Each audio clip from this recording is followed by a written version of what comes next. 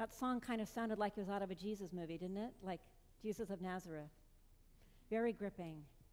Courtroom dramas are also gripping.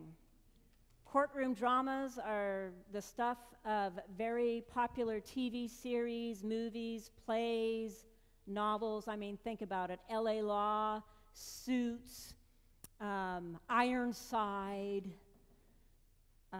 Law and Order, or the movies, The Verdict, Aaron Brockovich. I mean, you name it. Inherit the Wind, To Kill a Mockingbird. The Trial is everything. Why are we so fascinated with them? Well, they're also in the news. The media picks one or two highly controversial trials, and they put it on the news 24/7. They're deliberating. The verdict is in. The crowd is waiting. We care a lot about justice. Why is that? I think it's because in all of us is a divine spark of justice, that God is truth and God is justice, and that piece of us that is godly hungers, thirsts for justice. We feel a deep empathy for people who have been treated unjustly, and we also feel a cathartic joy or relief when justice has been done, whatever our opinion is of what is just. Courtroom dramas are also very central in the Bible. So Moses was made a judge. Prophets were made judges, and said on the prophet Deborah judged over Israel. Most popularly in the Old Testament or the Hebrew Bible, you see kings and governors making judgments, some of them just, some of them unjust, some of them moral, some of them immoral. And we're seeing signs of human beings being good and poor judges. And then we have the central courtroom drama in the ministry of Jesus, when he is arrested for being annoying. And he is called up before a judge, this time Pilate. Now, I brought my Bible, and I encouraged you all to bring a Bible, and I actually had Bibles outside the door right there so you could grab a Bible. But did anybody actually take the invitation and bring the Bible in the room? That's okay. Well, yay, Ruth, good for you. So, this is a courtroom drama that we have in the Gospel of John in chapter 18. However, it starts earlier in the chapter than the bit you were given. We're always given too little of story. So, turn your Bibles to John chapter 18, and starting at verse 28.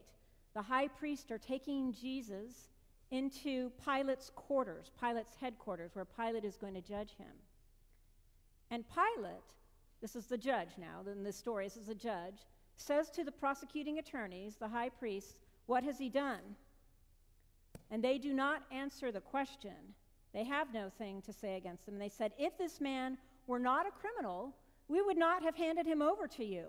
That's not an answer.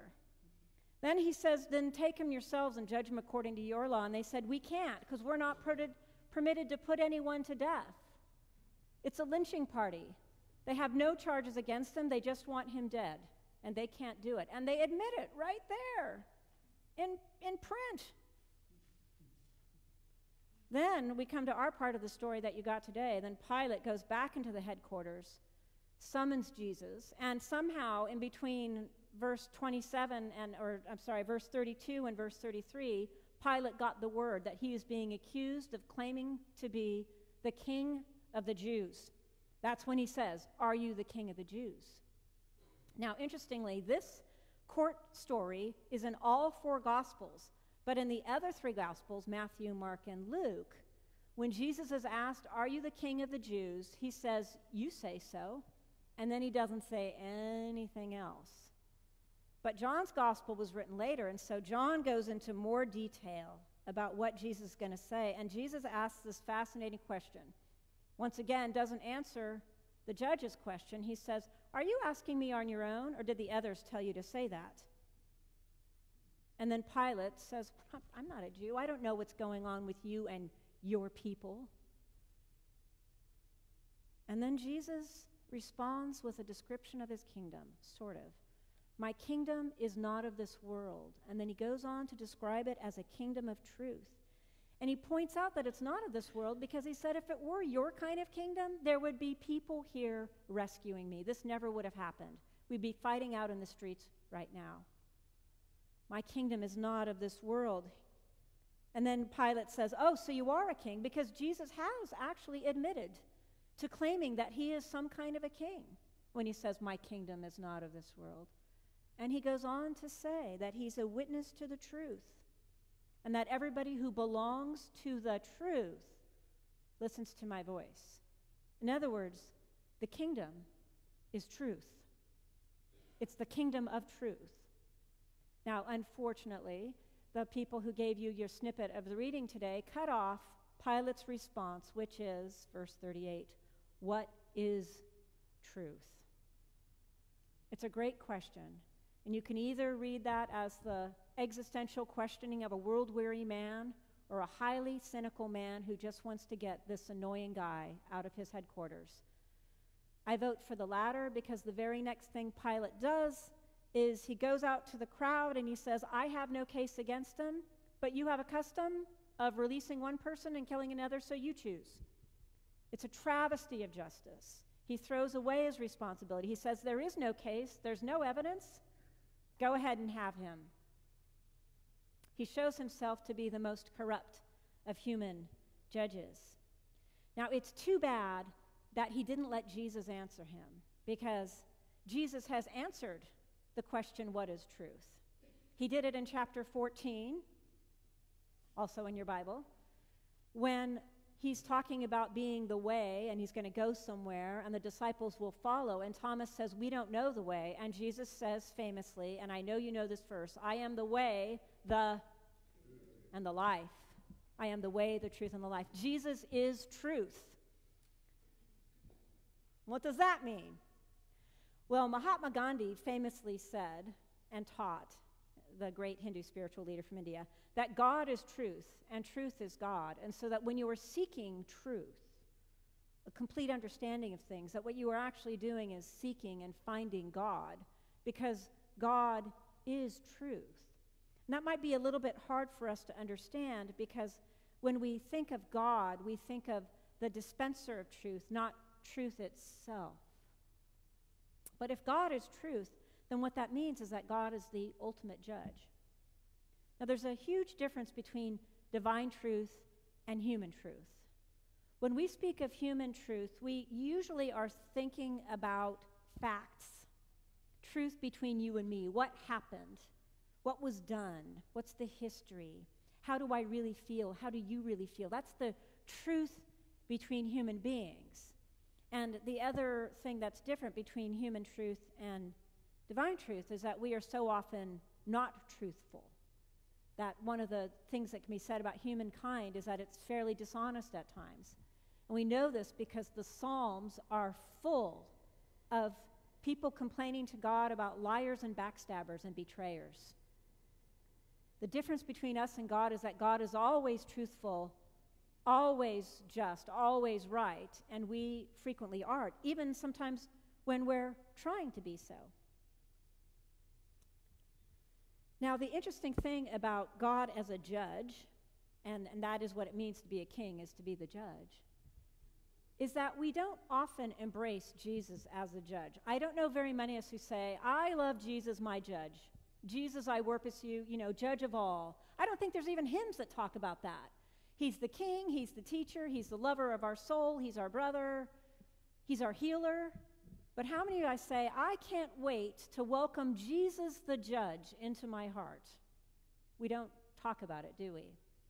And yet, in the Nicene Creed every Sunday, we say, he will come again in glory to judge the living and the dead. Now, you could be worried about that, and I think Christians often are worried about that. I think that's why we don't pray to, hey, Jesus, my judge, I love you so much. But here's why I think we should feel good about it. First of all, we already have been judged. I just want to say, the theologians will agree, we've already been judged and found wanting. And that's not a bad thing, because the good news about God as a judge is that there is never injustice in the court of God. Whether we intend or don't intend injustice, it occasionally occurs because we make mistakes. We don't see into everything, so we can't know everything. But God knows everything. We also pray every Sunday about "from you no secrets are hid." We embrace that every Sunday.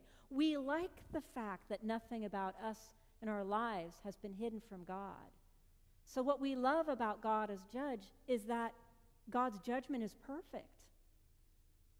Now, if we carry around a lot of guilt about our lives, well, then the good news about God as judge is that God's mercy is wider than we can imagine. So, hand in hand with God's judgment is God's mercy. And it was St. Augustine of Hippo who reminded us of that. He said, God's mercy is God's judgment, and God's judgment is God's mercy. This is hard for us to latch onto because we have a very human understanding of justice. We have an understanding that if you have done something wrong, something bad must happen to you. And we also have an understanding that there's like a scale of justice. We actually have depictions of this. And good actions, better than bad actions. If you have more bad actions than good actions, you're in trouble, that somebody's keeping a tally. But God isn't keeping a tally. And Jesus makes that very clear. It's all over the Gospel of John. He simply says, those who belong to the truth listen to my voice. So if you're listening to Jesus, maybe not even following him all the time, but simply listening to his voice, then you belong to that kingdom that he's talking about, the kingdom of truth. So there's really nothing to worry about. The challenge for us, of course, is that even if we belong to this kingdom that Jesus talks about that is not of this world, we still live in the kingdom of this world. We still do. And there is still injustice in our world, intended or not intended, and it's not always easy to figure out what to do. But one of the things about trying to understand God's truth is that because we don't have ready access to it, all we can do is pray about it. We can pray for guidance. We can pray for God's understanding. What is the just and right thing to be doing in this moment?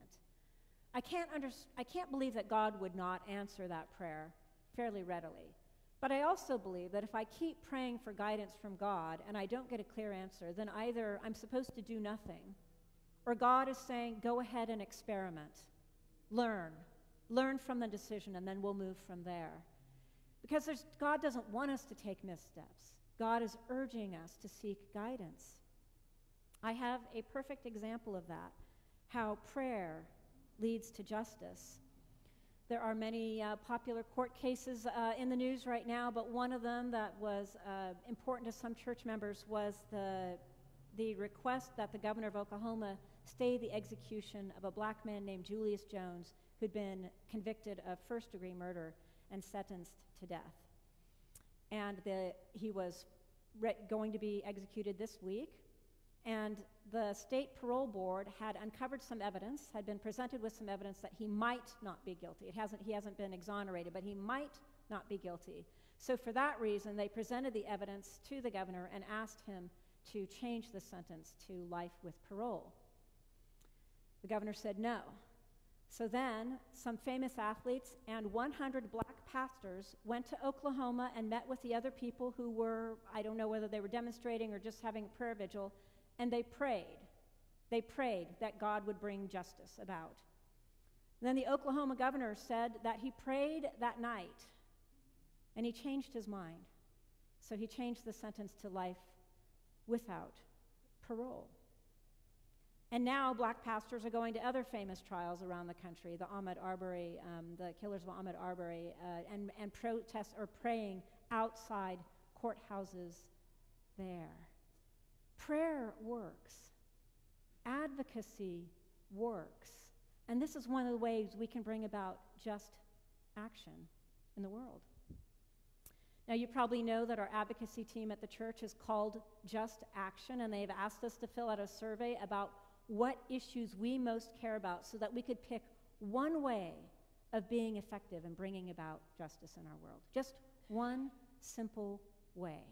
We don't have to do all of it. All we have to do is a little. And that is a sign that what we want to do is use prayer to be a part of God's justice in the world. We'll never bring it completely about.